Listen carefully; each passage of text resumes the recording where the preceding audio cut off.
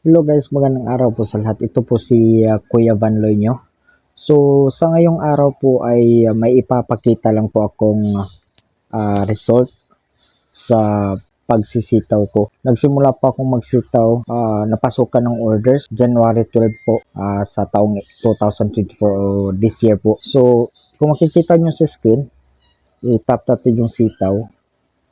So kung makikita nyo dito, current month orders completed this month is may 53 orders na po tayo. Yung balance natin dyan ay may 460. Kung nakikita nyo to may 460 tayo dyan. So kahapon po ay umabot po yung balance natin ng 4,000. Kung makikita nyo dito sa may wallet balance, yung current balance natin sa wallet 460 na kasi na-withdraw na natin kahapon yung 4,000. Kung makikita nyo sa send withdraw request, may 4,000 tayo dito. Tapos yung balance natin ay 460 kasi pagkatapos ng withdrawal ko na 4,041, yung natitirang balance ay 219. So pagkatapos nun, may pumasok pa na tigta tatlong 200 amount na galing naman yan sa freezing money. Yung freezing money guys, ito yun. Yung freezing money yung blue sa may bandang itaas. Dito sa may bandang itaas dyan. Yan yung freezing money. Yung freezing money, yan yung dyan papasok yung galing sa wallet balance natin. Pag meron tayong wallet balance, yung orange katabi ng freezing money.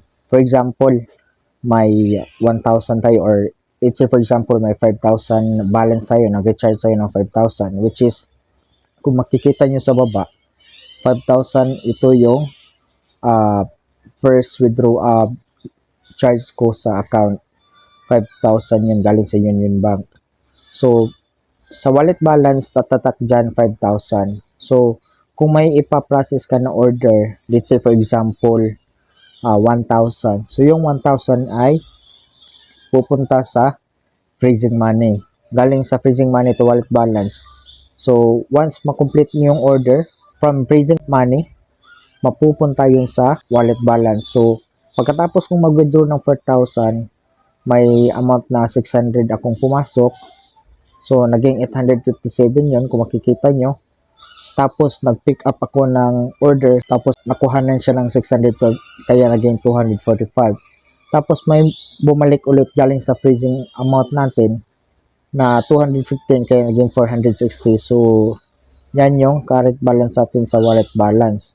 Napakalaking papasalamat ko talaga sa sitaw na discovery ko siya. Kasi sa totoo lang, nung una ko pang na-discover yung sitaw, nasa 8 months na mahigit. Tapos, nag-start akong mag-research sa sitaw.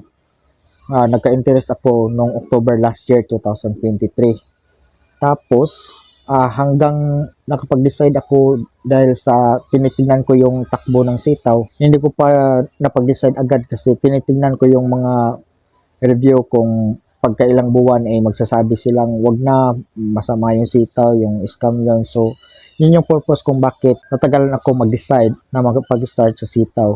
So, kung makita nyo guys, sa baba, may wallet request history ako, 4,041. So, actual income, actual na matatanggap ko kasi may 1% service charge yan pag mag-withdraw request ka. Sa 4,041 amount na na-request ko, 1% dan is 40 pesos and 41 cents yung nasa taas. So, yung matatanggap ko sa bangko ko ay 4,000 pesos and 59 cents. So, kung makikita nyo yung timestamp niya, kahapon yan, February 13, 7:40 ng umaga. Ipapakita ko sa inyo kung kailan pumasok yung sa Union Bank ko kasi Union Bank yung naka-register na bank account ko sa sitaw. Bago kayong makapag-withdraw, kailangan nyong mag-register ng bank accounts. It's either kahit anong bangko or GCash. So, maaari nyong gamitin yung GCash nyo dito para makapag-withdraw sa sitaw. So, punta tayo doon sa screenshot. Ito yung screenshot ng transaction na na-receive ko na yung amount galing sa sitaw. Kung makikita nyo ay may 4,000 na dyan, 4,059 which is yung total amount na nakita nyo kanina sa sitaw. Kung di kayo nakalimot, yun yung amount na naka-indicate sa bangko, 4,059. So, balik tayo doon. Makikita nyo naman yan sa record dito sa receive. Ayan. Kikita nyo February 13 pumasok. So kahapon. Okay, pumasok siya ng 10:28 AM. So same day pumasok siya para sa mga seller na or existing seller kay sitaw sa aming team na kung mag-withdraw tayo, mas maiging mag-withdraw tayo during business hours. Working days I mean, or business days like Lunes hanggang Biyernes, kasi Sabado at Domingo may day off din yung mga worker ng sitaw. So, madidelay yan ng process at nag-ooperate lang ang mga bangko during business days. So, during weekends, hindi yan pumapasok. Kaya, kung mag-request kayo during weekends, i-expect nyo matatanggap nyo yan pagkatapos ng weekend. So, it's siguro nasa Monday na yan. At kung mag-withdraw kayo, maganda rin mag-withdraw kayo sa umaga. Huwag na yung sa hapon, kasi kung sa hapon, may tendency na papasok yan in the next day. So, yun lang naman. Ipapakita ko lang sa inyo yung unang withdrawal ko dito sa sitaw.